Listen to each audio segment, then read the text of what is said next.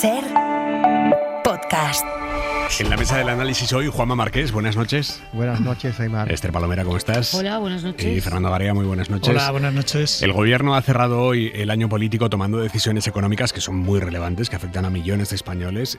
Para empezar, las pensiones. Hoy se ha aprobado en el Consejo de Ministros la revalorización de 13 millones de pensiones y prestaciones.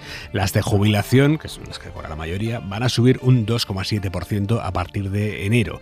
De media estamos hablando de unos 570 euros al año. Jordi Fábrega, buenas noches. Buenas noches. Sí, lo que ha aprobado hoy el Gobierno es una subida adicional de las pensiones más bajas para que se acerquen un poco más a la pensión media. Esto supone que las pensiones mínimas, las de jubilación más bajas, por ejemplo, crecerán un 7,07% a partir del próximo 1 de enero. Es decir, que si una pensión de jubilación de las normales sube un 2,7%, esa misma pensión, si está en la parte más baja, subirá el triple. Y aún subirán más las pensiones no contributivas y el ingreso mínimo vital, que se incrementarán un 11,4%. El anuncio lo hacía la ministra de Seguridad Social, Elma Saiz, tras el que ha sido su primer Consejo de Ministros como portavoz del Gobierno. La reforma de pensiones que hemos desarrollado y que garantiza por ley unas pensiones dignas y suficientes, sobre todo en el caso de las mínimas. Para ello se estableció un nuevo marco para revalorizar por encima del IPC las pensiones mínimas y no contributivas hasta garantizar unos umbrales mínimos de renta. Junto a la subida de las pensiones, también se incrementan algunas partidas de ingresos para la seguridad social, como el factor de sostenibilidad o el MEI, el mecanismo de equidad intergeneracional, que subirán un poco las cotizaciones el año que viene. Lo que no se tocan son las cuotas de los autónomos, que se mantienen congeladas a la espera de un acuerdo en los próximos meses entre el Gobierno y las asociaciones que representan al sector. La subida de las pensiones va a ir incluida en un decreto que tendrá que aprobar el Congreso dentro de un mes, y en el que además el Gobierno ha metido muchas otras cosas, medidas económicas importantes también, pero van ahí todas juntas. Por ejemplo, la renovación de lo que conocemos como el escudo social. Jordi. Hay medidas en ese decreto como la prohibición de los desahucios a familias vulnerables si no se les ofrece un alojamiento alternativo, también los descuentos del bono social eléctrico del 42 o del 57% en función del grado de vulnerabilidad. Son medidas que se extienden a 2026 y que el Gobierno confía en sacar adelante cuando se tengan que votar en el Congreso, decía Elma Saiz. En la medida de que muchas de ellas llevan una prórroga de ese escudo social que ya venimos desplegando y que ya contó con, con la aquiescencia, con el voto de la mayoría parte de las fuerzas políticas. En ese sentido, el Gobierno trabaja con ese aval de prorrogar todas estas medidas y trabajar también, evidentemente, para seguir contando con los consensos necesarios para ello. Eso lo veremos si la votación sale o no adelante en enero, porque el Congreso tiene 30 días desde que se publique el decreto aprobado hoy en el BOE para convalidarlo. Hay una medida que es muy importante para un colectivo concreto, es la de los bomberos forestales. Este verano, cuando España se estaba quemando y hablábamos con ellos y les presentábamos casi como héroes, ellos nos decían: oye, por favor, cuando apaguemos estos fuegos, que se siga hablando de las condiciones laborales en las que trabajamos. Por ejemplo, la jubilación, porque es verdad que no tiene ningún sentido que un bombero forestal, con el riesgo, con el esfuerzo físico que eso requiere, se jubile a la misma edad que un oficinista o que un locutor de radio. Pues hoy el Gobierno ha aprobado una medida que va a anticipar la jubilación de estos bomberos forestales y los agentes medioambientales. Jordi. Sí, hoy lo que se ha hecho es aprobar prácticamente el último requisito que quedaba para que esta jubilación anticipada para estos sectores, para bomberos forestales y para agentes medioambientales, pueda ser una realidad. Ya se había aprobado el coeficiente reductor de la edad de jubilación, que es lo que permite a los bomberos y agentes forestales que hayan cotizado un mínimo de 15 años que se puedan jubilar antes de la edad legal. Hoy lo que se ha aprobado es el incremento de cotización a la seguridad social para que eso sea posible. Es decir, estos trabajadores cotizarán algo más durante su vida laboral para tener derecho a esta jubilación anticipada. Era uno de los pocos aspectos que quedaba por aprobar para hacer realidad esta posibilidad de que se puedan jubilar antes. Y desde hoy, con lo que se ha aprobado en el Consejo de Ministros, tiene ya luz verde. Jordi Fábrega, jefe de Economía de la SER. Gracias, Jordi. Buenas noches. Bueno, todo esto, como decimos, lo ha aprobado hoy el Consejo de Ministros, entrará en vigor ya el 1 de enero, pero en un mes lo tiene que convalidar el Congreso. Y aquí nos vamos a encontrar, presumiblemente, con una situación muy parecida a la del año pasado, que el Gobierno, como acostumbra, metió muchísimas medidas económicas en un único decreto confiando en que siendo cosas muy importantes y yendo todas juntas, ningún partido se lo iba a tumbar, porque si las presentaba por separado, ahí ya cada uno iba a empezar a poner pegas, a intentar negociar cada cosa, pero yendo todo en un único paquete, los partidos se lo iban a terminar aprobando porque para no quedar como los que le tumbaban cuestiones tan importantes. Pero PP y Junts lo tumbaron, no les tembló el pulso. Semanas después ya sí se revirtió el asunto, pero en un primer momento PP y Junts lo tumbaron. ¿Qué hace pensar que este año no vaya a ser así? Si ya el año pasado hicieron caer en un primer momento el decreto que subía las pensiones, que incluía el ingreso mínimo vital, porque este año va a ser distinto. O el hecho de tener las elecciones de Aragón a la vuelta de la esquina va a cambiar de alguna manera la táctica de unos y otros. Es un asunto muy importante este. Veremos qué pasa en las próximas semanas. En cualquier caso, más allá del debate sobre un decreto, muchos decretos, es verdad que el gobierno cierra el año político mandando el mensaje de que el Consejo de Ministros del gobierno de coalición PSOE-Sumar sigue impulsando medidas que tratan de mejorar el día a día de los ciudadanos, y este es el mensaje que pretende el gobierno que cale. Merece la pena que este gobierno siga a pesar de los pesares. Palomera. Bueno, yo creo que lo has explicado tú muy bien, no poco que añadir. Creo que la protección de los sectores más vulnerables ha sido una constante en este gobierno, que ha cometido muchos errores y que tiene un notable desgaste después de 7 años y medio, no solamente por la corrupción, sino por otras cuestiones también. Pero lo que es el escudo social, la protección de los sectores que peor lo pasan en su día a día, ha sido una constante desde el primer día del gobierno de coalición. Y respecto a cuál va a ser el criterio de la derecha española, la verdad es que anticipar cualquier escenario es un riesgo de equivocarse. El sentido común nos lleva a decir que derecha o no derecha habría que apoyar este decreto. No veo a la derecha española o al Partido Popular votando en contra de la subida de las pensiones o del salario mínimo interprofesional, a pesar de que cuando ellos gobernaban no subían las pensiones y no subían el salario mínimo. Pero es muy difícil explicar a la ciudadanía por qué te opones a una subida notable para aquellos que necesitan más poder adquisitivo en su día a día. Es verdad que después de las elecciones de Extremadura, la lógica nos lleva a pensar, o el histórico del Partido Popular nos lleva a pensar, que se va a elevar el nivel de confrontación y de oposición al gobierno, pero si hay que pedir un deseo para este final de año es que impere el sentido común y que se antepongan los intereses de los ciudadanos a los intereses más partidistas, que es lo que últimamente hace el Partido Popular. Márquez. Bueno, yo también espero que impere el sentido común y que se apruebe este decreto, que algunos le llaman decretos trampa por las cosas que llevan dentro y otros no. Ahora bien, el gobierno alardea o presume de tener una mayoría progresista en el Congreso, y debería de ser esa mayoría quien le aprobase los decretos y no el PP.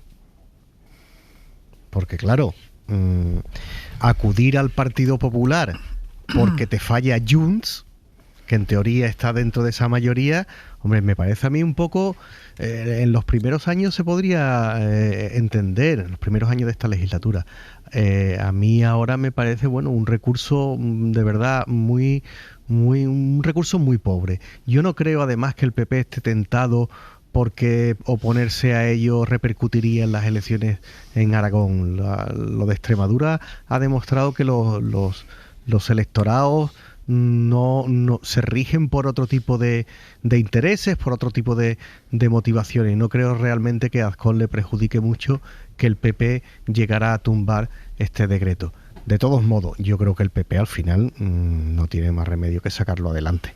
Es decir, porque es algo a lo que no se le puede poner un pero. Podríamos discutir la subida de las pensiones, cómo está el sistema de pensiones, si es necesario que sigan subiendo de esta manera, pero desde luego el contenido del decreto es un contenido que todos los partidos lo deberían apoyar.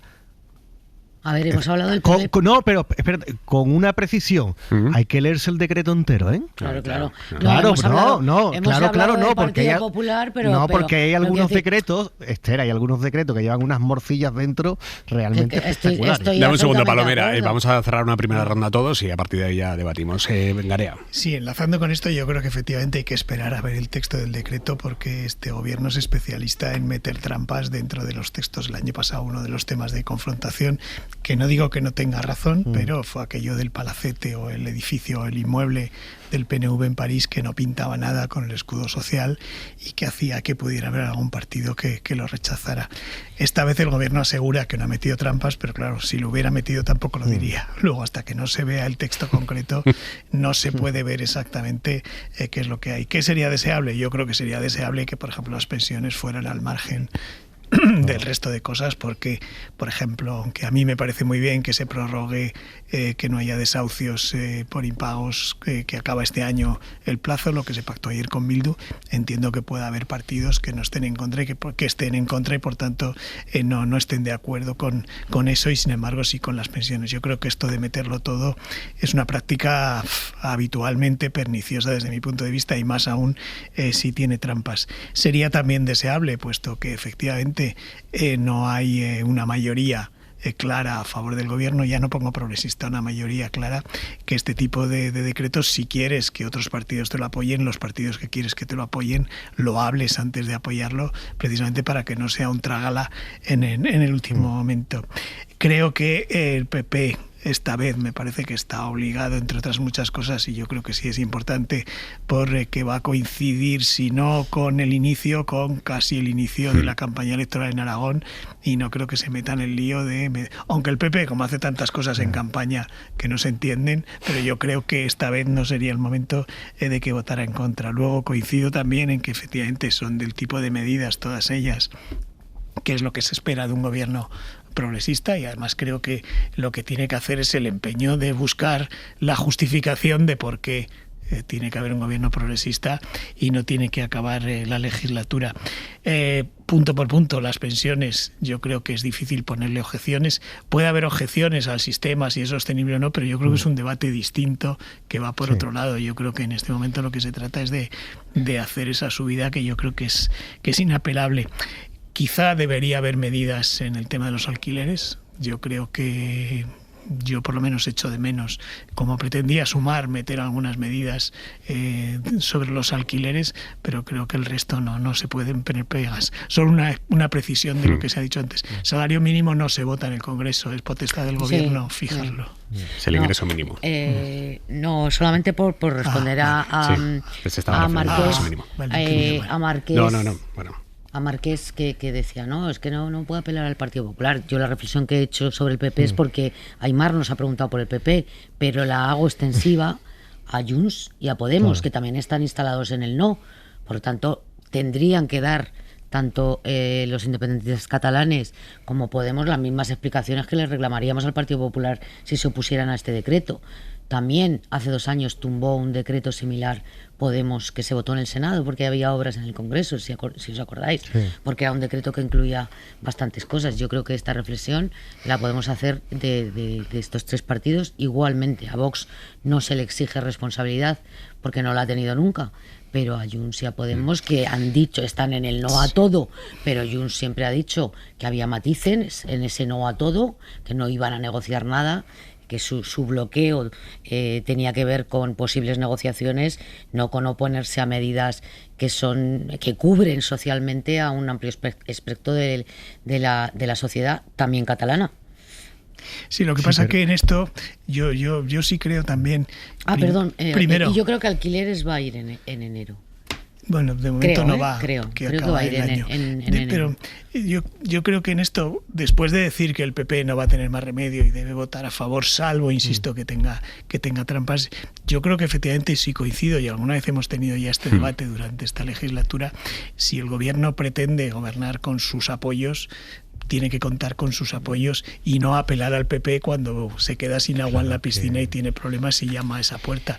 Yo creo que si quiere que el PP le vote, lo que tendrá que hacer entonces es lo que hablábamos antes, de la misma forma que ha pactado cosas con Bildu, tendrá que hablar con el PP antes de que se apruebe en Consejo de Ministros para que también esté de acuerdo el PP con lo que haya dentro del texto, porque, insisto, puede haber cuestiones que ideológicamente el PP, aunque a nosotros nos parezca muy bien, el PP pueda estar en contra de algunas de esas cosas. Insisto, por ejemplo, lo de los desahucios. Luego, este tema, yo creo que el dar por seguro que el PP debe apoyarlo porque son medidas a favor de los ciudadanos, bueno, igual el PP tiene su idea de que favorece a los ciudadanos de otra manera. Bueno, por distinta, ejemplo, puede ¿no? oponerse a la subida de las pensiones, ¿eh? No, por Marqués. eso estaba pidiendo que fuera separado. Por eso estoy pidiendo que vaya separado. Señores, Juanma Márquez. Yo creo que además de negociar con el PP, que a mí me parece un imposible a estas alturas, bastaría con que el gobierno troceara ese decreto. Ya está, si es muy fácil.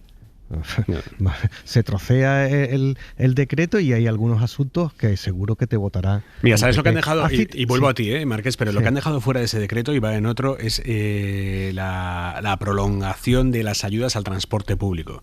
Hoy han renovado las ayudas al transporte público para todo 2026 y además ahora ya no va a hacer falta que las comunidades pongan su parte equivalente para que el gobierno financie la otra parte. No, el gobierno central va a aplicar las ayudas aunque las comunidades no aporten otra parte. Pablo Anzola, buenas noches. ¿Qué tal, Aimar? Buenas noches. Sí, hablamos de esos descuentos que ya están en vigor, como la gratuidad para menores de 14 años, esas bonificaciones de distinto tipo para viajar en tren, hasta un 50% en el caso de los jóvenes.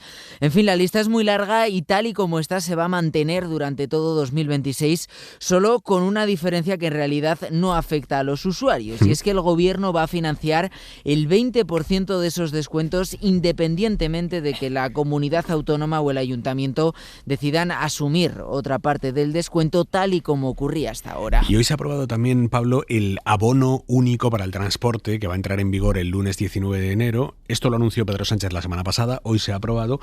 Y este abono único va a permitir que por 60 euros los adultos y 30 euros al mes, los que tengan menos de 26 años, los ciudadanos van a poder moverse todas las veces que quieran en cercanías, trenes de media distancia y grandes líneas de autobús que dependen del Estado y que unen unas ciudades con otras. Este es el abono único, Pablo. Eso es, sí, entrará en vigor el próximo lunes 19 de enero y va a permitir viajar ilimitadamente por España por 60 euros al mes, la mitad 30 euros en el caso de los jóvenes menores de 26 años, aunque la propuesta tiene mucha letra pequeña porque afecta solo a los trenes de cercanías, media distancia y también a los autobuses de concesión estatal, que en la práctica son la mayoría de trayectos de bus entre los grandes núcleos del país. La intención del Ejecutivo ahora es ir sumando poco a poco otros medios como el metro, los autobuses urbanos. Es un primer paso relevante, pero evidentemente estamos todavía lejos de nuestro objetivo final, que es que todos los núcleos de transporte urbano, metropolitano, se incorporen. Daba los detalles el ministro de Transportes, Óscar Puente. Importante, por cierto, Aimar, aclarar que esta nueva ayuda es compatible con el resto, es decir, alguien que se esté beneficiando de los descuentos en cercanías, por ejemplo, en Sevilla o en Valencia, podrá también, y si le compensa, sacar este abono único. Gracias, Pablo. Esta ha sido la reflexión política que ha hecho Óscar Puente al anunciar estas medidas. El Ministerio de Transportes y Movilidad Sostenible ha llevado al Consejo de Ministros en este mes de diciembre asuntos a aprobación por importe de 3.008 millones solo el Ministerio de Transportes. Fíjense, sin presupuestos o con presupuestos prorrogados. Esto lo digo porque quienes viven instalados permanentemente en la ficción y en el drama injustificado y que sostienen que no se puede gobernar con unos presupuestos prorrogados o con un Parlamento que no es una correa de transmisión del Gobierno, se olvidan de la realidad. Y la realidad es que cada martes el Consejo de Ministros adopta medidas muy importantes que transforman para mejor la vida de la gente. Marqués. Claro, el problema es que queremos un sistema democrático para que los gobiernos no gobiernen con decretos leyes, sino que gobiernen con leyes que se debaten en el Parlamento. Esa es la diferencia. Claro que se puede aumentar el presupuesto del Ministerio de Transporte y se pueden subir las pensiones y se pueden hacer muchísimas cosas sin presupuesto. Basta con que haya dinero, que lo hay porque la economía va bien, y que se hagan ampliaciones de crédito, pero no es transparente. Volvemos a lo mismo, es lo del decreto que comentábamos antes. En el decreto que ha citado Esther, que es el decreto que se aprobó en el Senado porque estaba de obras el Congreso de los Diputados, se aprobó que los grupos políticos de los ayuntamientos, las diputaciones, las cámaras regionales y el Congreso de los Diputados pudieran derivar el dinero de la subvención de cada grupo a las sedes centrales de los partidos. Y nadie nos enteramos, no lo supimos. Yo esto lo supe porque en Sevilla hubo un problema y había una duda jurídica, ¿os acordáis, no? Uh-huh. Que si la Diputación de Sevilla mandaba el dinero al PP y si era legal o no era legal. Y un tipo me lo aclaró y dice, ya, es completamente legal. El decreto que se aprobó en diciembre pasado lo legalizaba y nadie nos enteramos. Esa es la diferencia. La diferencia, claro que puede gobernar un gobierno con decreto, pero no es a lo que aspiramos. A lo que aspiramos es que se gobierne con leyes, y leyes que sean discutidas en el Parlamento y que sean discutidas con total transparencia. Yo creo que poder se puede, pero no se debe. Quiero decir, yo creo que en democracia los usos, las formas son muy importantes y nada menos que cumplir la Constitución es muy importante. Hay que tener en cuenta que no es que se hayan prorrogado porque no se han podido aprobar, es que se han prorrogado porque ni siquiera se han presentado, cosa que exige la Constitución a los gobiernos, primero que presenten los proyectos al Congreso y segundo que los presenten en unos plazos concretos que tampoco se están cumpliendo ahora. Es decir, eso primero no es ningún delito, obviamente, se permite que se pueda gobernar, en este caso además con los fondos europeos les da mucho margen al gobierno para hacerlo, pero hay unos usos democráticos que hay que cumplir, o si no, que se proponga la reforma de la Constitución para eliminar esto. Pero me parece que uno de las formas en las que el gobierno mide qué confianza tiene del Parlamento en un régimen parlamentario no presidencialista como este, es precisamente la presentación de presupuestos. Incluso en estados que tienen régimen presidencialistas como Estados Unidos, si no aprueban los presupuestos, nada menos que se paraliza la administración. Aquí hay un mecanismo que es que se prorrogan, pero no por eso la ley no exige al gobierno que lo haga. Luego, es un poco falacia porque si se tuvieran que eliminar todos los elementos de forma democrática con los que se puede gobernar, nos quedábamos en nada. Por ejemplo, si el reglamento del Congreso obliga a que todos los años haya un debate sobre el Estado de la Nación, ¿por qué en esta legislatura, que ya hemos cumplido 3 años, no se ha celebrado ningún debate sobre el Estado de la Nación? ¿Se puede gobernar sin celebrar el Estado de la Nación? Claro que se puede gobernar, pero son usos democráticos que hay que cumplir. Palomera. A ver, yo creo que efectivamente para según qué contenidos, efectivamente es necesario que el gobierno lleve las leyes al Parlamento y se debatan en el Parlamento, faltaría más. Pero este debate tan elevado que tenemos sobre llevar al Parlamento el debate sobre si el gobierno tiene que subvencionar o no el transporte, a mí me parece que al ciudadano, al ciudadano lo que le interesa es que le rebajen el precio del transporte. Le da igual que se debata en el Parlamento o se debata en una esquina de la Moncloa. Lo que quiere saber es cuánto le va a costar el abono transporte a final de mes. Que desgraciadamente, si me permitís, acabo.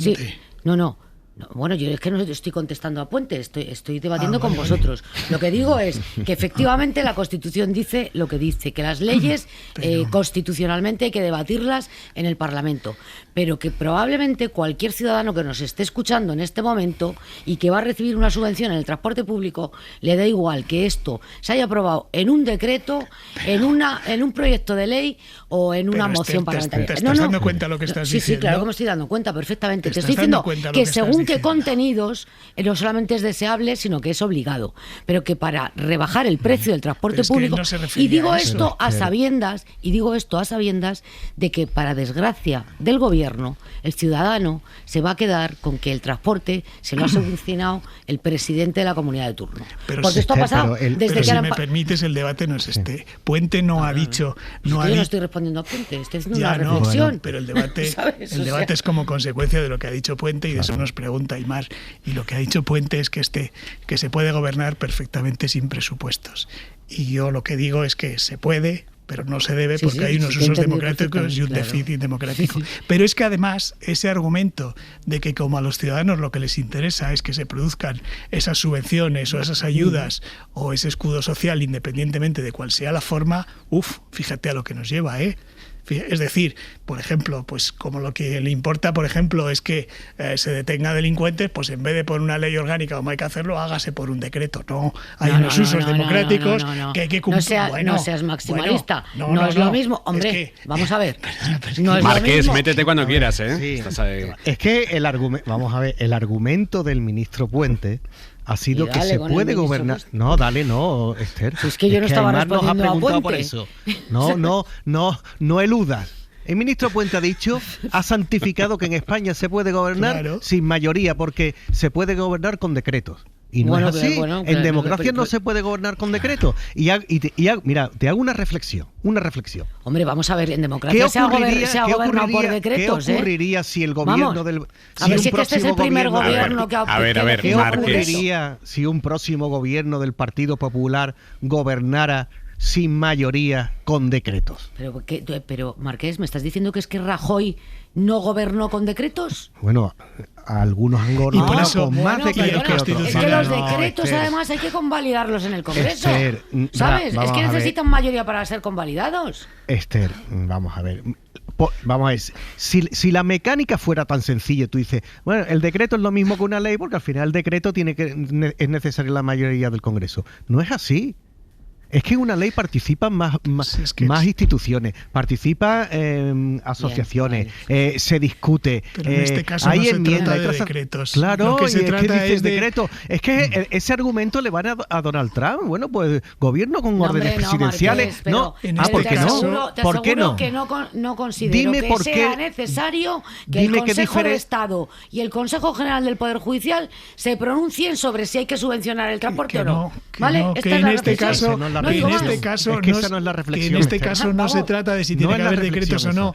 Lo que se trata es que un ministro ha dicho que se puede gobernar sin presupuestos y que no pasa nada por aprobar presupuestos. Y yo lo que digo es que el argumento de que lo que importa es que los ciudadanos reciban el dinero me parece muy peligroso. Vale, pues tú estás respondiendo a Puente y yo estoy haciendo. No, te estoy respondiendo a ti. Bueno, venga, salgamos de este bucle. Por cierto, el que nos ha sacado esta tarde de todos los bucles, y es una cosa que no teníamos en la agenda y nos ha sorprendido a todos, es que Ábalos dice que quiere que le juzgue el pueblo y no los jueces. Ábalos le ha comunicado hoy al Tribunal Supremo que quiere ser juzgado por un jurado popular. Miguel Ángel Campos. La defensa de Ábalos recalca en su escrito que 3 de los delitos atribuidos al exministro, el grueso de la acusación, son propios del tribunal por jurado. Al ser además la raíz de la causa, la malversación, el cohecho y el tráfico de influencias, interpreta que la totalidad debe ser juzgado por un tribunal popular en el Tribunal Supremo. La defensa señala el precedente de Francisco Camps, que siendo aforado fue juzgado por un jurado popular. El letrado del exministro reclama al Supremo en su escrito que deje sin efecto los autos de procedimiento abreviado y de apertura de juicio oral y que abra un procedimiento por jurado para que sea este el que decida sobre José Luis Ábalos en el caso Mascarillas y no los magistrados de la Sala Segunda del Supremo. No sé si os parece tan llamativo como a mí, Palomera. A mí. Dale, Marqués. Yo creía que las sustancias estupefacientes estaban prohibidas en la cárcel. La verdad, porque es que no puedo hacer otro razonamiento. Ojo que las radios no. Y que las radios no. Y es que vamos, yo soy crítico con esta institución del jurado popular, pero bueno, venga, aceptémoslo como animal de compañía y tal.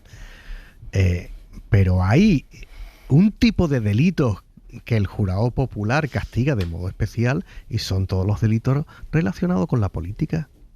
Por eso digo que, lo voy a decir claramente, que yo creo que Ábalos está fumado. A Camps le absolvieron, ¿eh? A Camps le absolvió jurado, a ver, yo esa regla de 3, yo no la veo tan clara. ¿No? Bueno, vamos a ver, Fernando, Ábalos con lo que lleva Ábalos encima en un jurado popular. Claro, eso es otra cosa, pero... esa es la misma cosa. Es que esa es la misma cosa, ¿no? Lo importante creo que es si Ábalos tiene derecho, porque la ley prevé que esos delitos se juzguen por jurado. Parece que sí. Luego tiene derecho. Sí. 2, depende cómo de desesperado esté, viendo la cantidad de pruebas que hay contra él y viendo si el juez le va a condenar seguro o él tiene alguna duda o no de que el Supremo, que será el que le juzgue, le va a juzgar. Si no, se lo juega a cara cruz a un jurado. Es verdad que a estas alturas es imposible que no haya ningún español que se haya formado opinión sobre Ábalos y que, por tanto, cualquier español que vaya a ese juicio estará predeterminado por unos medios de comunicación que creo que en su totalidad, no sé si me dejo alguno, están, digamos, en contra de lo que ha hecho Ábalos y son críticos con él, también los partidos políticos, es decir, digamos que es un poco temerario. Ahora, bueno, insisto, hay algún que medio de comunicación que le está entrevistando últimamente antes de que entrara a la cárcel y dando por palabra de Dios lo que dice pero Ábalos. No porque estén de acuerdo con eso y le defiendan. Pero es verdad que Camps, que también tenía a gran parte de la opinión pública en contra, le absolvió un jurado. Luego no sabemos qué le puede salir. Es verdad que él lleva una estrategia de defensa bastante mala. Por ejemplo, si hubiera renunciado al escaño, estaría esperando que la Audiencia Nacional le juzgara aproximadamente en el 2030.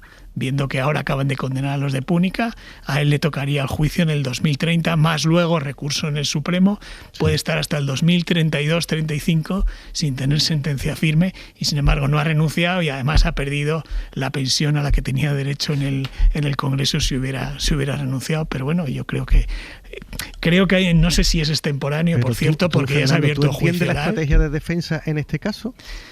Bueno, porque yo no la entiendo. No entiendo desde el principio, nada. pero también depende, no sé si a lo mejor con el jurado consigue que se retrase este juicio, que hay que formar jurado. Claro, es que hay que ver en qué situación está, que yo creo que las pruebas son apabullantes contra él y él lo sabe, que además hay varios procedimientos. O sea, básicamente es confiar en su propia labia frente a la carga probatoria. Absolutamente. Sí, yo primero creo que no conozco el procedimiento, pero creo que esto no lo decide el acusado, sino el propio tribunal. Lo puede solicitar. Pero yo sí creo que él, primero, tiene un altísimo concepto de sí mismo y segundo, tiene un poder de convicción muy notable. Muy notable. O sea, todos aquellos que los periodistas, incluso los diputados de otros grupos parlamentarios que hemos hablado con Ábalos en los últimos 8 años, te puede convencer de que es de noche siendo las 8 de la mañana. Entonces, él puede tener esa confianza en sí mismo y en convencer al tribunal de que es inocente. No le encuentro otra explicación. La dilación en el procedimiento, por mucho que intente dilatar, creo que en su estrategia de defensa lleva la penitencia, porque podía haber dilatado los procedimientos años. Perdió la oportunidad. Hoy mismo hemos conocido resoluciones sobre la Púnica, después de 20 años, o sea que él fácilmente podría haber estado... Estaría en la calle si hubiera renunciado. Podría estar en su casa los próximos 10 años, ser juzgado cuando tenga 70 y tantos, y el horizonte igual era otro. Por lo tanto, creo que puede combinar las dos cuestiones. Pero sobre todo creo que tiene una inmensa fe en su capacidad de convicción, porque es que Ábalos ha engañado a mucha gente durante muchos años, con su labia. Entonces, bueno, pues puede confiar en eso, ¿no? No lo sé.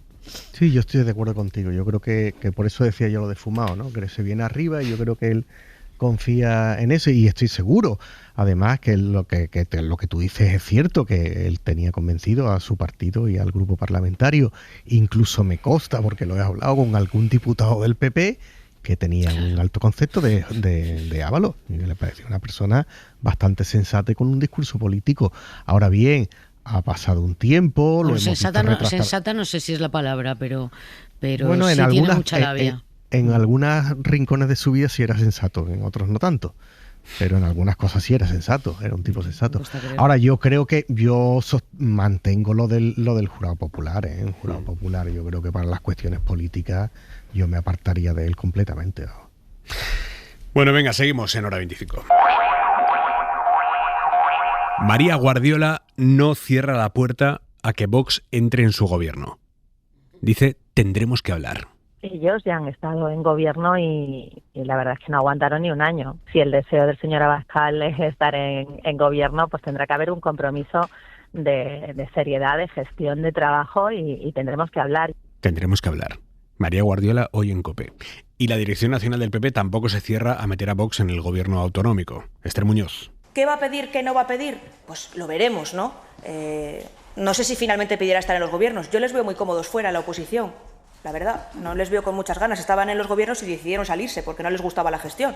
En cualquier caso, yo creo, insisto, la lectura es muy clara. Extremadura quiere un gobierno de derechas. ¿Cómo han cambiado las cosas en 2 años? En 2 años. Hace 2 años, María Guardiola, aquí en este programa, estaba diciendo de todo sobre Vox. Yo no puedo gobernar con alguien que como premisa principal tiene tirar la España, o en este caso la Extremadura, que no le gusta un cubo de basura.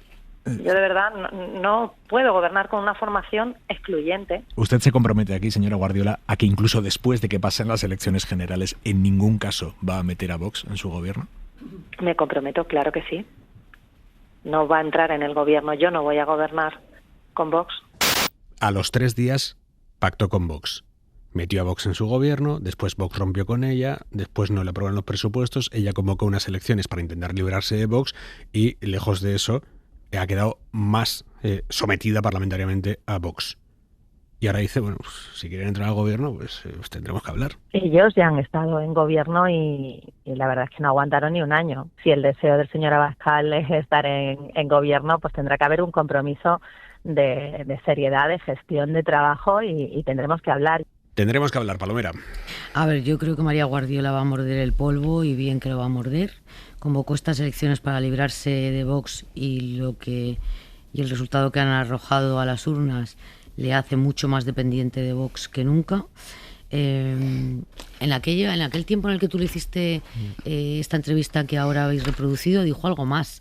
Dijo, yo no voy a renunciar a mis principios. Los principios le duraron las 48 horas que tardó Génova en llamarla por teléfono y decirle, tienes que meter a Vox en el gobierno. Creo que los principios en este caso quedaron muy difuminados, los de María Guardiola. Por cierto, déjame recordar, Palomera, que no le hemos podido hacer otra entrevista a María Guardiola porque no ha querido. Se le ha invitado a María Guardiola a estar en la radio líder en Extremadura, que es la cadena SER, y no ha querido, así que...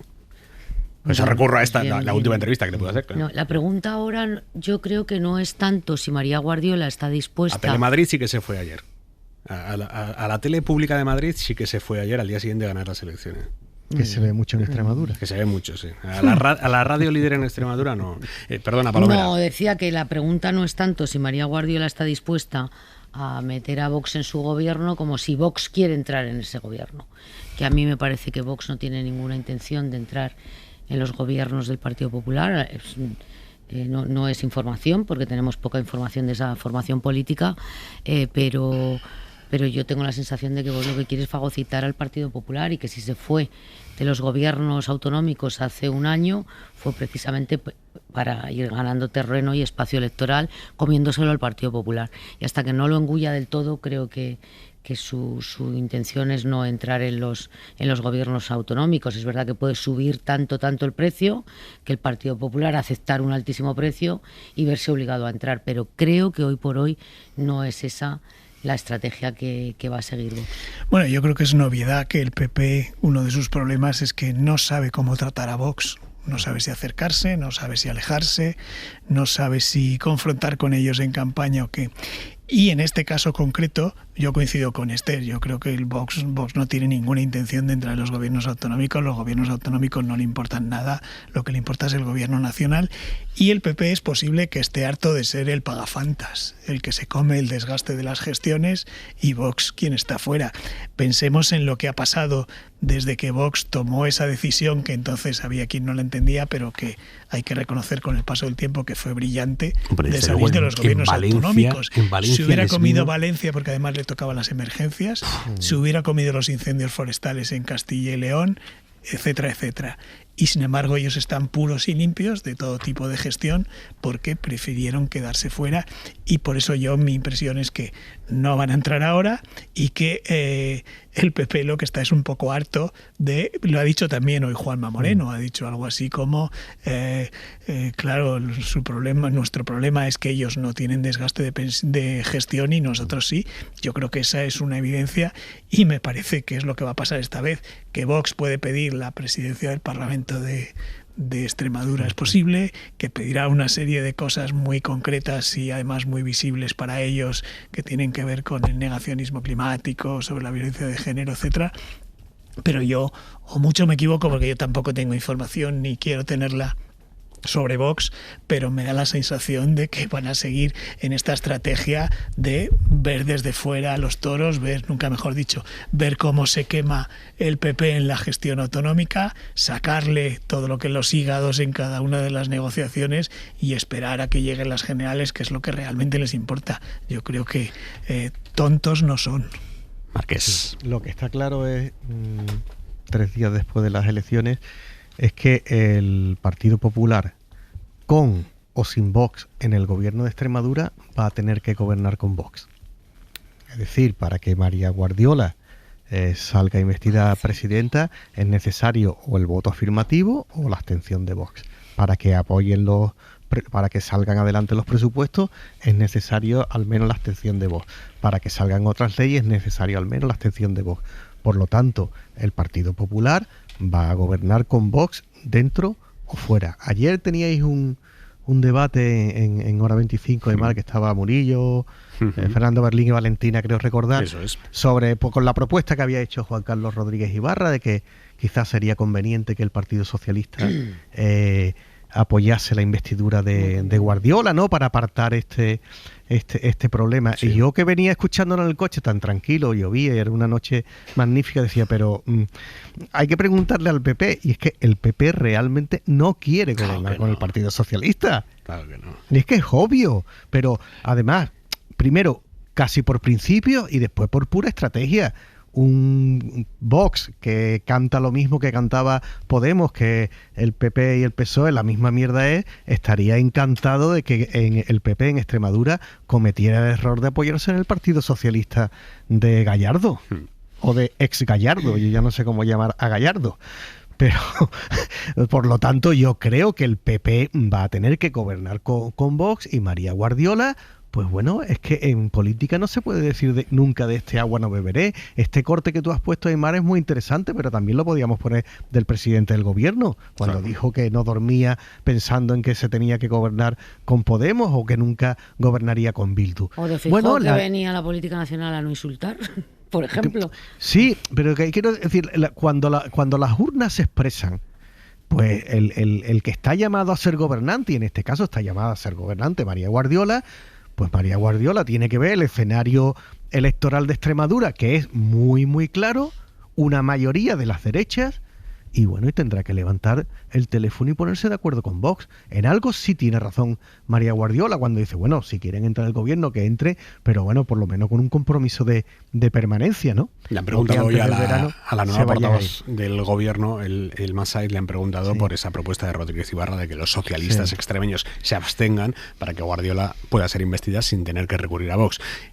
Vamos, el PSOE no quiere saber nada de esto, y el Massaid lo ha dejado clarísimo. Fue el Partido Popular quien decidió de manera innecesaria esta convocatoria electoral. Así es que responsabilidad hay que pedir al responsable.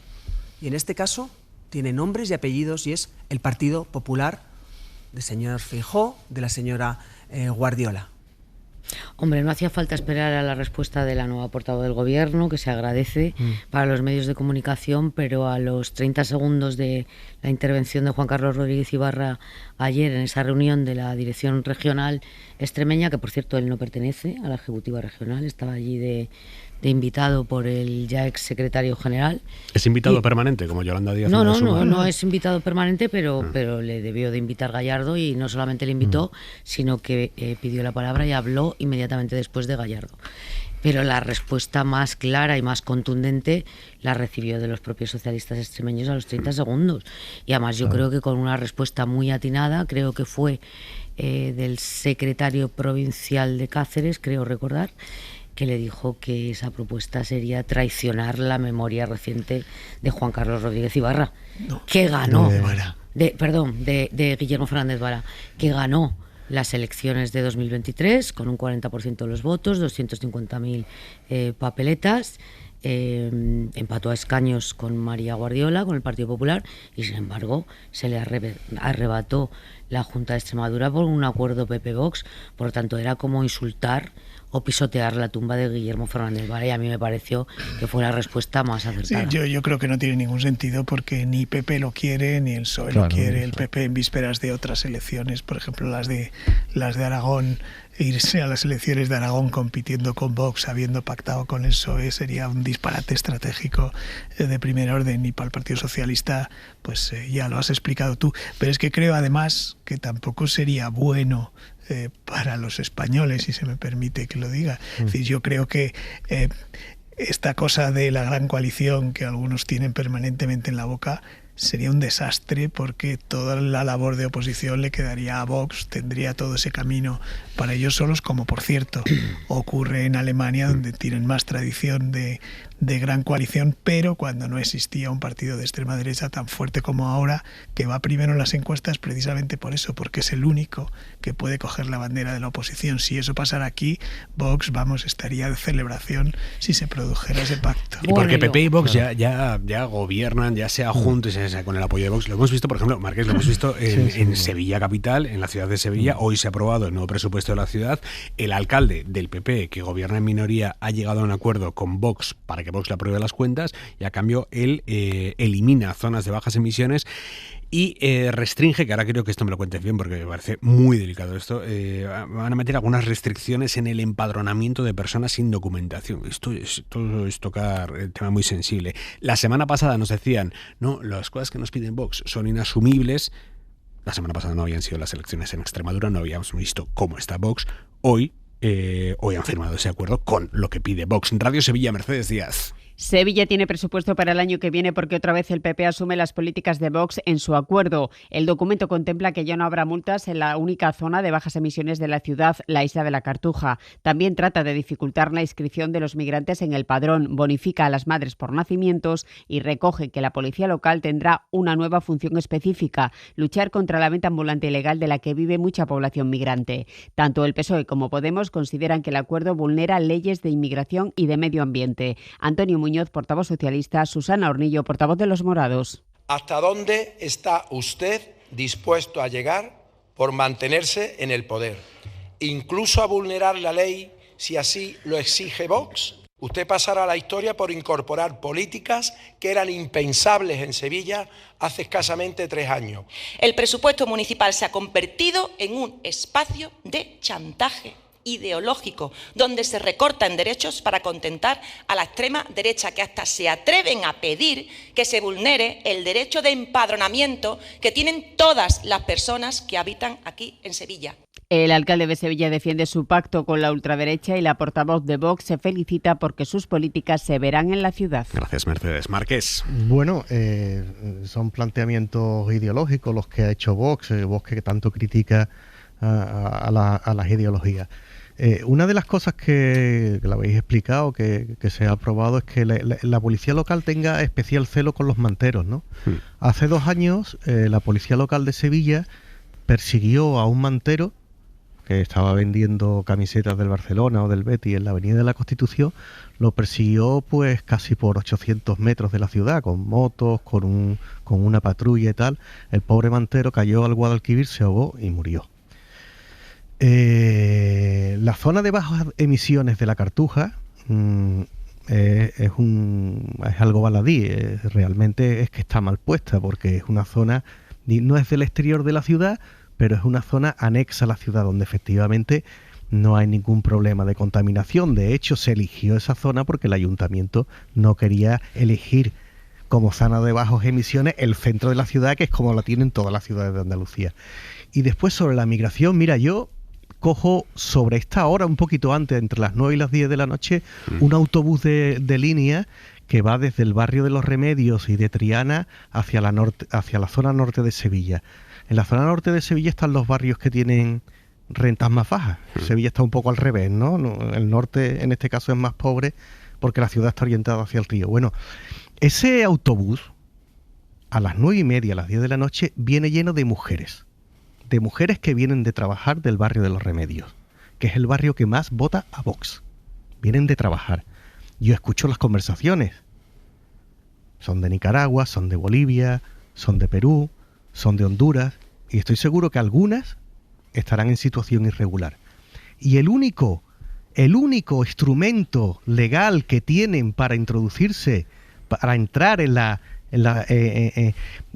cierto arraigo en España y beneficiarse de algunos tipos de los derechos, es precisamente el padrón municipal, que es lo que Vox quiere quitar. Estas personas, estas mujeres que van en el autobús, que vienen de Los Remedios, donde más se vota a Vox, yo quiero que tengan 2 hijos aquí, o quiero que se traigan a sus hijos que viven en Honduras para acá, y estoy seguro que la primera generación serán tan sevillanos como yo, y les encantará la Macarena o la Esperanza de Triana, y será del Betis o del Sevilla. Esto que hace Vox es una hipocresía mayúscula. En Sevilla no hay ningún problema con la migración, ni hay ningún problema con la integración de los inmigrantes. Es más, los inmigrantes están salvando a muchos sectores de Sevilla. Digo, por ejemplo, la hostelería, que es un sector que está dando mucho dinero en Sevilla. Si Vox estuviera muy preocupado por el estado de la ciudad, habría pactado otro tipo de cosas con José Luis Sanz. Habría pactado, por ejemplo, cómo se mantiene la ciudad limpia, que cada vez está más sucia. Hay una suciedad en algunos barrios de Sevilla, Aymar, permíteme lo que tienen un aire a zoco de Tetuán, ¿vale? O zoco de Fez. Es decir, la ciudad está muy sucia. La ciudad tiene otro problema, que es un problema de infraestructura, que el gobierno de José Luis Sanz y el gobierno de Juanma Moreno tampoco han sabido resolver. Entre otras razones, porque José Luis Sanz no pinta nada ni en su propio partido. Y después Sevilla tiene un problema de relevancia en el conjunto del país, que es una de las ciudades más grandes que hay en España, y no pinta absolutamente nada. Por lo tanto, esto de Vox, ¿el ciudadano lo va a notar? No, ese es el drama. El drama es que el ciudadano no va a notar que Vox está gobernando con el Partido Popular en Sevilla. Garea. No, iba a decir que el problema no es que Vox actúe con esa hipocresía que tú dices, el problema es que PP lo acepte. Porque es verdad que pueden no ser los asuntos principales de Sevilla, pero, insisto, yo creo que a veces el rechazo que a muchos nos provoca Vox, no a gran parte de los ciudadanos, como hemos visto en estas elecciones, pero a algunos sí nos lo provoca, creo que nos lleva a minusvalorar la inteligencia política de Vox. Y creo que no lo debemos hacer, porque la tienen y mucho. Este es un nuevo caso, este de Sevilla, sin conocer yo esos detalles de los problemas de la ciudad, porque no vivo allí, pero es un nuevo caso de lo que hablábamos antes, de por qué el PP ahora está rogando a Vox que por favor entren los gobiernos autonómicos con ellos, porque se han dado cuenta que Vox se puede permitir el lujo de plantear estas cosas que son vistosas, que no le suponen problemas, en el sentido de que no le suponen mojarse sobre si hay que cortar una calle o hay que cortar otra, sino que tiene que ver con batallas culturales en las que ellos se sienten fuertes porque creen que tienen apoyos. Plantean esas batallas culturales, el PP los acepta para sacar adelante presupuestos y no se quema nada en la gestión de Vox. Y así lo que va haciendo es creciendo en comunidades autónomas y en ayuntamientos, y seguirán haciéndolo hasta las generales, previsiblemente, si siguen así. Por eso el problema no es que Vox pida estas cosas, que efectivamente pueden no ser los problemas que tienen los ciudadanos. Vox lo que hace primero es hace un discurso en el que hace creer a los ciudadanos que tienen un problema con la inseguridad, con las ocupaciones, etcétera. Y luego ellos pretenden que dan soluciones a esos problemas que ellos mismos han hecho creer a la gente que tiene. Si es que funciona así la ultraderecha en todo el mundo, no solo en Sevilla. Yo estoy completamente de acuerdo con Fernando. A mí no me preocupa tanto los planteamientos de Vox, que son conocidos por todos respecto a las medidas anti-inmigración y la falsa relación anti-inmigración y seguridad, la manipulación de los datos, la criminalización del diferente. Desde que han llegado a la política española no han enarbolado más que este discurso respecto a la inmigración.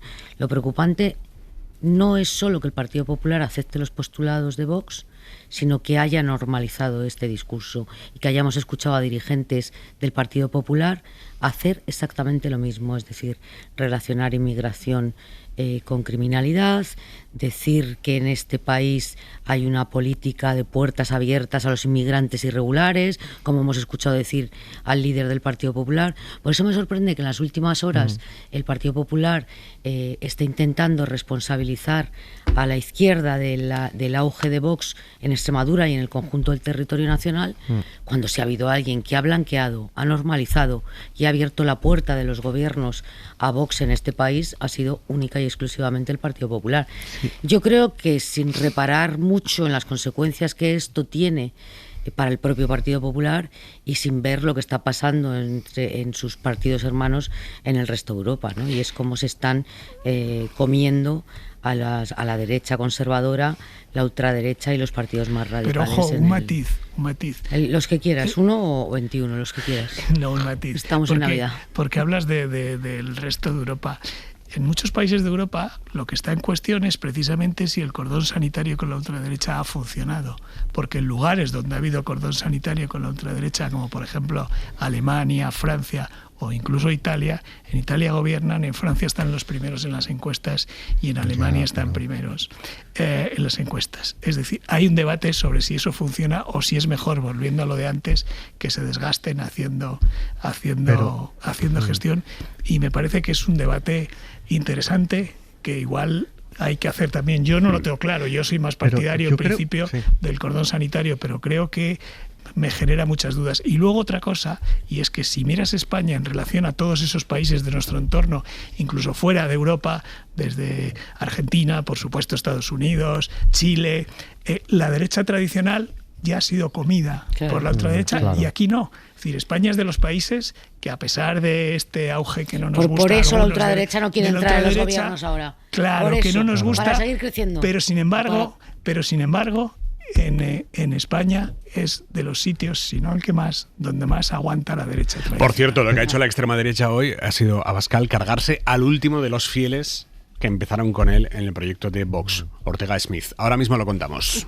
La ropa para mañana, Luismi Pérez, buenas noches. Buenas noches, pues todavía vamos a necesitar el gorro y los guantes en gran parte del país mañana tempranito, pero sí que es verdad que nos quitaremos como si fueran capas de cebolla parte de la ropa mañana por la tarde, porque el ambiente se va a suavizar, sobre todo en las costas mediterráneas. Sube la temperatura respecto a este martes.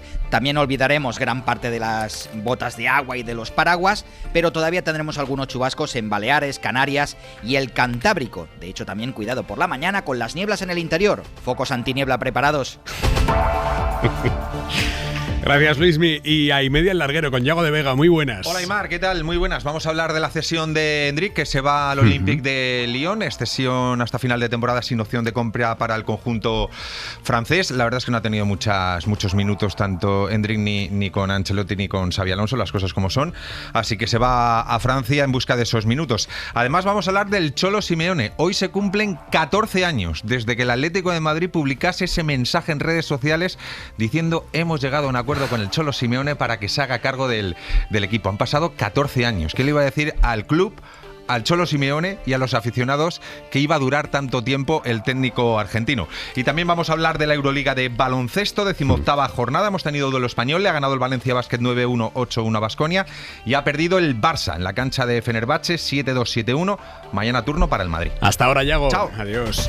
Decíamos que Abascal sigue con su escabechina interna, cargándose a casi todos los que empezaron con él. Hoy ha sacado a Ortega Smith de la ejecutiva del partido. Ortega Smith estaba caidísimo, en desgracia ya, pero ahí seguía y ya lo margina definitivamente a quien fue uno de los grandes fundadores de Vox, secretario general del partido hasta hace 3 años. Sara Selva, buenas noches. ¿Qué tal? Buenas noches. Se daba por hecho en el partido que esto ocurriría tarde o temprano. Ortega Smith es uno de los fundadores, fue uno de los hombres fuertes de Abascal y secretario general del partido, pero desde hace meses la relación con la cúpula se ha ido agrietando. Ha habido críticas en público y algún gesto relevante, como cuando Ortega Smith acudió a la presentación de Atenea, el think tank de Iván Espinosa de los Monteros, Onteros. Es portavoz y una de las voces críticas con la dirección. El primer movimiento del partido fue apartar a Ortega Smith de la portavocía adjunta en el Congreso, algo que él vivió con sorpresa. Ahora lo que hacen es apartarle del Comité Ejecutivo Nacional, el órgano de dirección del partido. En ambos casos le han sustituido perfiles jóvenes en alza. En el Congreso, Carlos Hernández Quero, portavoz de Vivienda, y en el Comité, Julia Calvet,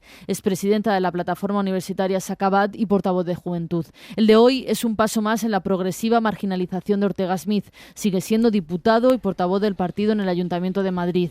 El movimiento vuelve a dar cuenta de las batallas internas que se viven en Vox. Han caído en desgracia todos, ¿eh? Vaya killer, ¿no? Es decir, estalinista total. Hay dos frases que a veces se cumplen en política, esto de que los líderes no quieren testigos de sus inicios, y la otra es que los que desembarcan en Normandía nunca desfilan en París, y parece que Abascal está en eso. Da la sensación, visto también desde fuera, que lo que está Vox es en un proceso de bunkerización mayor, cada vez es más antisistema, más antieuropeo. Mira, escucha, es que creo que da contexto. ¿Sabes cómo le ha contestado Ortega Smith a Abascal después, esta noche, después de saber que se lo cargaba de la Ejecutiva? Ortega Smith ha tuiteado un vídeo de 2016 de Santiago Abascal. ¿Qué es este? Se han convertido en España en instituciones muy poco democráticas. Vamos a empezar. A ver. Los partidos se han convertido en España en instituciones muy poco democráticas, donde el líder coloca a todos, determina las listas y todos deben al líder su sueldo, su sustento. Y es muy difícil que la gente sea libre en un partido político en España. La democracia ha sido secuestrada por los partidos, la han convertido en una partidocracia y a la vez los partidos no son democráticos internamente. Y eso hace que la crisis de la representación esté servida. Ortega Smith ha publicado este vídeo de Abascal de hace 10 años y dice: yo hoy, igual que entonces, sigo creyendo en lo mismo. Y una bandera de España.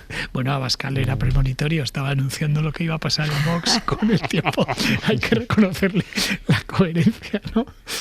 A ver, yo creo que esto de la democracia deliberativa y la democracia interna de los partidos, a pesar de que casi llevamos 50 años de democracia, no está todavía muy ensayado en ninguna organización política, en ninguna, de una manera o de otra. Cuando decía Garea que los líderes no quieren testigos de los inicios, podría estar pensando en Vox o en Podemos. Que el inicio de Podemos fue similar al de Vox, ¿no? En cuanto a la configuración de los impulsores o de los fundadores de aquel partido, y poco a poco fueron cayendo todos uno detrás de otro. En el Partido Socialista igualmente cuesta escuchar una voz crítica que no sea apartada, orillada. Es verdad que hay unos líderes que van orillando a los críticos a base de abrazos, y otros a base de puñetazos, pero al final no hay voces críticas. Por cierto, Palomera, Popular, igual. Lo que no compro, ¿sí? Que he escuchado a algún compañero a lo largo de la tarde, es que Abascal se está prescindiendo de los moderados, pero es que ha habido algún moderado en Vox en algún momento, Ortega de verdad. Smith es de todo menos moderado. Que, hablando de voces críticas, escúchame, Palomera, quería preguntarte por esto que hemos conocido de que Jordi Sevilla está preparando un manifiesto dentro del PSOE para buscar una alternativa a Pedro Sánchez cuando Pedro Sánchez pierda. ¿Qué te sugiere esto? Bueno, a mí me dicho con el mayor de los respetos, porque creo que Jordi Sevilla tiene buena cabeza económica. Jordi Sevilla nunca ha sido ni el más popular de los socialistas entre la militancia ni entre la dirigencia. Luego no tiene ninguna vida orgánica, nunca la ha tenido. Dudo que tenga predicamento en ninguna federación, ni siquiera en la que milite él, o sea que no sé ni a la agrupación a la que pertenece, pero no es un señor muy popular. Y si alguien en el Partido Socialista quiere impulsar un manifiesto contra Pedro Sánchez, creo que Jordi Sevilla es el menos indicado o el más indicado para conseguir un fracaso estrepitoso. Dicho esto, creo que Jordi Sevilla le pasó también cuando salió del gobierno Zapatero, eleva siempre el listón de la crítica con los secretarios generales cuando prescinden de él o cuando se aparta de las responsabilidades institucionales. Le pasó cuando salió del gobierno de José Luis Rodríguez Zapatero, que se convirtió en uno de los mayores críticos al gobierno de Zapatero, y le ha pasado con este gobierno, que lleva alimentando a la prensa de derechas desde que salió de Red Eléctrica, ¿no? Y yo creo que en democracia y en las organizaciones políticas, cuando uno critica, que tiene todo el derecho a criticar las estrategias de sus partidos, tiene que hacerlo de una manera constante, no solamente cuando se ve apartado o relegado o prescinden de él en las responsabilidades institucionales, empresariales o las que sean. Márquez. Tampoco podemos invalidar a todos los críticos que tenga Pedro Sánchez en el partido. Es decir, todos los críticos pueden tener problemas como Jordi Sevilla y así anularlos a todos. Podríamos decir también lo que le pasó a Tomás García en Madrid. Hoy hay un artículo muy interesante de Urquizu en El País. Yo creo que Urquizu, hombre, no es un líder nato del Partido Socialista, pero es alguien al que se escucha. Podríamos decir algo también de Madina. Madina, bueno, pues no está para liderar el PSOE, pero no tenemos por qué invalidarlo. Quiero decir que hay una serie... Hombre, yo creo que comparar a Eduardo Madina con Jordi Sevilla, digo lo que supone para el Partido Socialista. Yo digo, Esther, que hay un goteo de que personas... ha sido alcalde socialista, que tiene vida orgánica, que participa de lo que es la estrategia de la organización. Históricamente han trabajado en la organización, pero Jordi Sevilla no es un socialista que haya tenido vida orgánica. Lo que yo digo es que hay un goteo de personas como Jordi Sevilla, como Madina, como Urquizu, al que si queremos los podemos invalidar, pero que esas gotas van sumando ya muchos. Y sabes también que Pedro Sánchez no es una persona especialmente popular en el Partido Socialista. A Pedro Sánchez lo aceptan porque ha ganado el gobierno, porque ha ganado las elecciones, porque fue capaz de salvar al PSOE en un momento muy duro, muy crítico de su historia, porque estaba a punto de ser comido por Podemos, y se le agradece. Pero Pedro Sánchez no es una persona que vaya a contar con muchos apoyos en el Partido Socialista después de que deje el gobierno. Y lo que digo es que no, y no se puede invalidar. No, Jordi Sevilla es que... Se te ha olvidado incluir en el listado, porque yo creo que son los críticos de guardia habituales, pero insisto, que están fuera de la órbita del partido hace mucho tiempo. Saco de esto a Madina, que creo que es un referente del socialismo, que ha tenido vida orgánica, que se ha implicado en las estrategias del partido, y a Urquizu también, pero se te ha olvidado añadir en la lista a Corcuera, a Barrio Nuevo, a Leguina y a Nicolás Redondo Terreros. Corcuera y Leguina me parece que no están en el Partido Socialista, al menos Corcuera. Creo que ya no están. Yo no estoy bromeando, Esther, ¿eh? O sea, hay gente. ¿Rodríguez Ibarra te parece a ti un outsider del Partido Socialista? No, yo no lo he incluido en este listado. No, es que puedo citar a más personas. Bueno, te quiero decir que no son todos Jordi Sevilla. ¿A ti te parece que Jordi Sevilla es un referente del Partido Socialista? No ha dicho eso. No, a mí lo que me parece es que en el Partido Socialista hay y habrá una corriente interna con Pedro Sánchez. Porque lo que no puede ocurrir es lo que ha ocurrido en Extremadura, que ser de una región, de una comunidad autónoma básicamente de izquierda, haya pasado el PSOE a ser irrelevante, y es irrelevante por incomparecencia del Partido Socialista. El Partido Socialista le ha dicho a sus votantes en Extremadura: no hace falta que vayan a votar, porque aquí ya haremos algo antes de 4 años. Porque si hubieran mostrado el mínimo interés, no hubieran presentado a Gallardo. Bueno, eso es otro debate, si quieres. Garea. No, ese es el mismo debate, Esther. Es el debate de la política y de las posiciones electorales, claro. Fernando Garea. Intentando hacer abstracción personal de cada uno de los que hablamos, de Jordi Sevilla, etcétera, yo creo que, respondiendo a lo que nos dice Aimar, este manifiesto no va a ninguna parte. Es decir, yo creo que quienes están detrás no mueven a la militancia en este momento, ni muchísimo menos.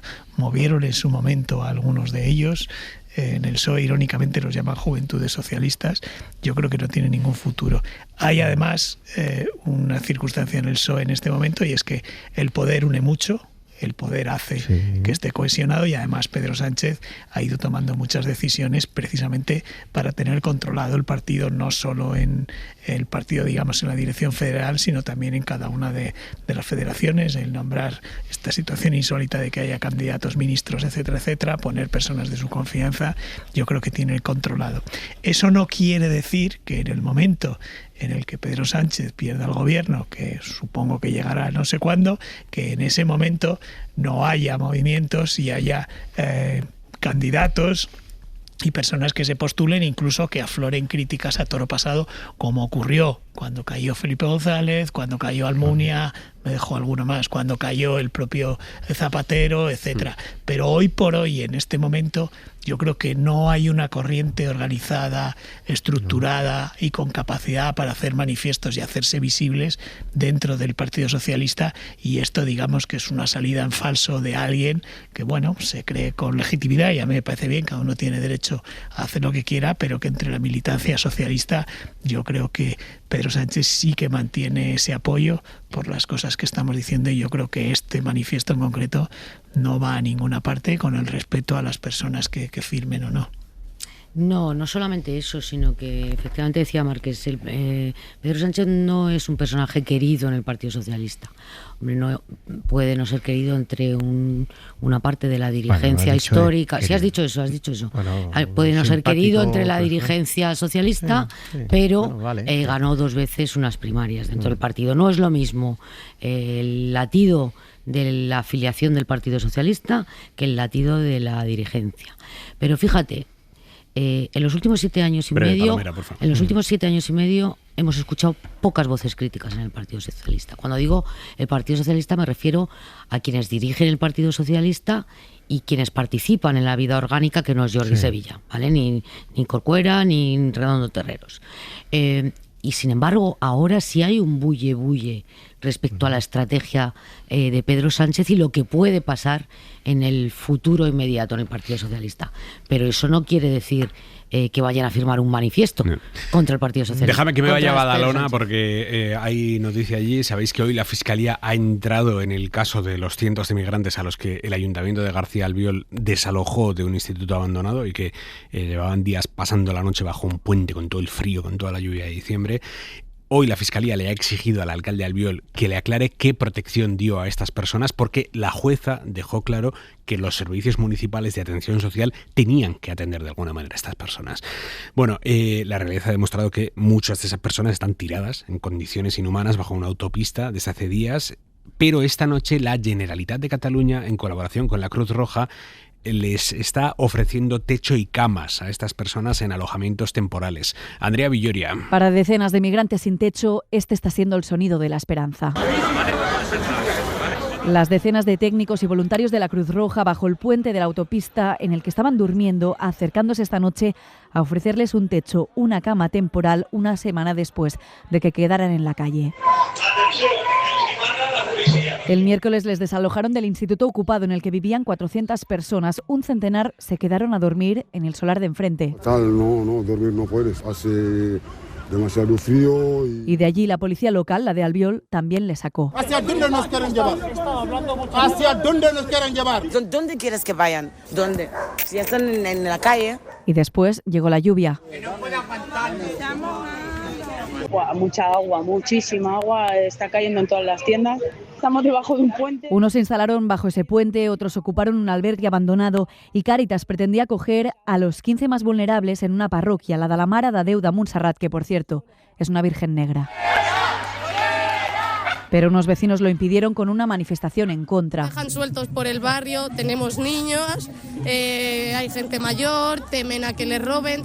Por el miedo y los prejuicios, hoy las entidades han cedido a esa presión y descartan acoger a personas sin hogar en esa iglesia. 50 migrantes ya han dormido bajo techo acogidos por ellos. En diferentes llocs o con pensions o hostals. En pensiones, hostales, pisos locales, dice la portavoz de Cáritas a la SER. Al resto les están reubicando ahora esta noche gracias a un acuerdo entre entidades sociales y la Generalitat, que sufragará durante 2 meses plazas para ellos en Malgrat de Mar, por incomparecencia del Ayuntamiento de Badalona, que era quien le tocaba atenderles. El presidente de la Generalitat, Salvador Illa, avisaba. Las responsabilidades nunca salen gratis y siempre tienen consecuencias, ¿no? Y esta tarde ha sido la Fiscalía quien ha presentado un escrito requiriendo al Ayuntamiento de Xavier García Albiol sobre qué medidas sociales de acogida y atención han ofrecido a los desalojados, como le obligaba la jueza que autorizó ese desahucio. Badalona no hi ha lloc per donar-los un sostre. En declaraciones a Ser Catalunya, hoy Albiol mantenía que en Badalona no hay espacio para ellos. El tema de seguretat no és de pobresa. Que este es un tema de seguridad, no de pobreza. De prostitució, de tràfic de drogues, de venta de drogues. Porque según él, en el asentamiento había prostitución, mafia y drogas. Para el gobierno central, el Partido Popular no solo está pactando con la ultraderecha, está llevando a cabo políticas de ultraderecha. Es la nueva portavoz del Ejecutivo que tacha la gestión de Albiol de racista y xenófoba. Garea. Sí, lo es. Yo creo que la falta de humanidad de las palabras de Albiol explica perfectamente lo que hizo sin coordinarse con ninguna institución más, ni la Generalitat, ni el Gobierno Central, ni ONGs para que se hicieran cargo de estas personas, y creo que es un disparate lo que ha hecho. Si cree que alguien comete delitos ahí, lo que tiene que hacer es denunciarlos y que la policía investigue a esas personas concretas, pero no el disparate de mandarles a la calle. Marqués. Yo creo que el desalojo había que cumplirlo, había que cumplir con la ley, pero efectivamente, tal como apuntó la jueza, no de una manera tan clara como ha dicho la Fiscalía, pues se le tenía que dar una salida a estas personas. Desgraciadamente, al final han sido la Generalitat y las organizaciones, algunas de ellas religiosas, las que van a solventar el problema, y me da la impresión que Albiol ha ganado esta partida. Que desgraciadamente ha ganado esta partida. Pues yo espero que la termine perdiéndola. Me parece incalificable lo que ha hecho, me parece inhumano y me parece abyecto. Pero también es verdad que Albiol ha construido su personalidad política solo con las políticas anti-inmigración. Desde que aterrizó en el panorama de la política municipal allí. De hecho, parte de su victoria tiene que ver con eso, con un programa absolutamente xenófobo y racista, y bueno, el Partido Popular ha permitido esto y estas son las consecuencias. Punto y 25. Joaquín Estefanía. Si el grupo que ha escogido la palabra del año en la Fundación del Español Urgente hubiera sido más amplio, esto hubiera sido la de sanidad, no arancel. La motivación para escoger arancel ha sido su impacto en los precios, la economía y su constante mención en las noticias. La sanidad tiene gran impacto en el bienestar, la sociedad, y también hay una constante mención de la misma en las noticias. Según el último barómetro del Ministerio de Sanidad y el Centro de Investigaciones Sociológicas, está aumentando mucho la percepción entre los ciudadanos de que la sanidad pública funciona mal, la gran joya de la corona del estado de bienestar español. Menos de la mitad de la población está satisfecha y un 21% defiende que debe rehacerse. La parte buena es que pese al desplome de esa satisfacción, se mantiene intacta la confianza en los profesionales sanitarios. La gente está desmoralizada por la marcha de la sanidad pública y la causa es su adelgazamiento en inversiones, medios humanos y materiales, y su posterior privatización a trozos en sus aspectos más rentables en algunas comunidades autónomas. Todos tenemos en la cabeza a cuáles nos referimos. Felices fiestas y salud. Punto y 25. ¿De quién es esta casita con ventanas y balcones? Será de mi tío Joaquín, el mejor de los mejores. Y si no está aquí, por casualidad, su padre el talego nos conviará. Entre zambomba, palillos y panderos, alegría que ha nacido Dios. En un mundo de gitanos buenos, que le cantarán, que le bailarán. Entre zambomba, palillos y panderos. Bueno, a partir de mañana y durante todas las Navidades se quedan en las mejores manos, que son las de Pablo Tallón, que va a estar al frente de Hora 25. Tallón, buenas noches. Hola, Aimar, ¿cómo estás? Muy bien, ¿y tú? Pues bueno, no esperaba ser recibido con un villancico, te lo confieso, pero bien. A pesar de eso, somos bien. Disruptivos, como tú bien Sí, sabes. no, muy bien, muy bien. Oye, empiezas ya mañana con el discurso del rey. Con el discurso del rey, que además, sabes que el discurso del rey hay que mirarlo a contraluz, ¿no? Sí. Siempre hay que estar pendientes de lo que no dice, del matiz, de esto ya lo comentó hace unos años, esto este año ha tenido relevancia porque lo ha puesto en tal sitio. Esto quien te lo puede contar mejor es María Manjabacas. Entonces vamos a escuchar al rey y después a Manjabacas pasar todo eso por la traductora para entender qué ha querido decir Felipe VI con ese discurso. Por cierto, Tallón, hablando de reyes, hemos lanzado hoy en cadenaser.com un programa en vídeo en el que has reunido a periodistas que sí se han leído el libro de Juan Carlos I para que los demás no nos lo tengamos que leer. Es una pasada. O sea, yo a pesar de todo te digo, yo lo leería, porque es verdad que el libro indigna, en muchos pasajes indigna, pero te ayuda a entender perfectamente cómo pensaba Juan Carlos I en tantas ocasiones que hemos pensado.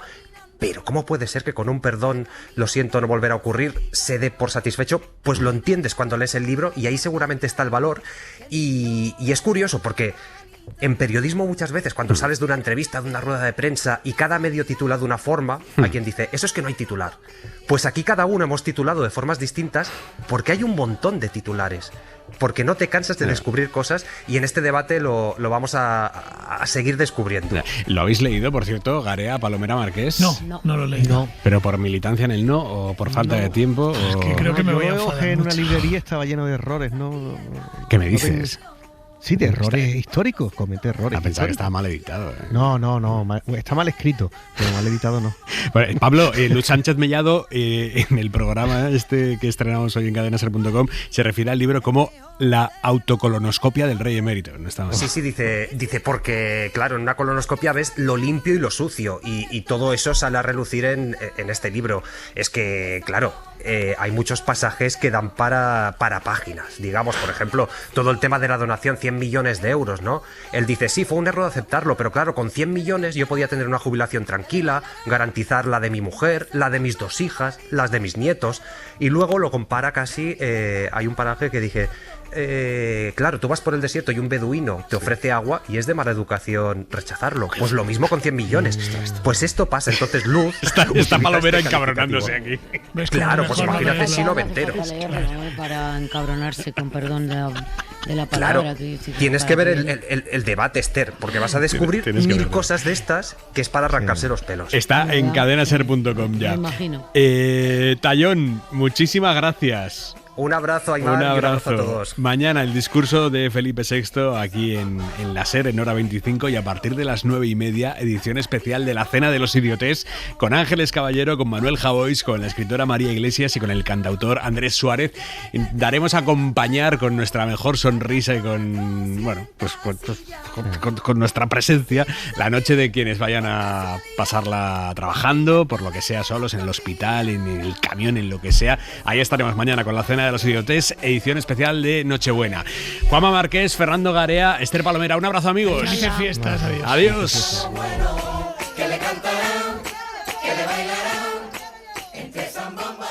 Para no perderte ningún episodio, síguenos en la aplicación o la web de la SER, Podium Podcast o tu plataforma de audio favorita.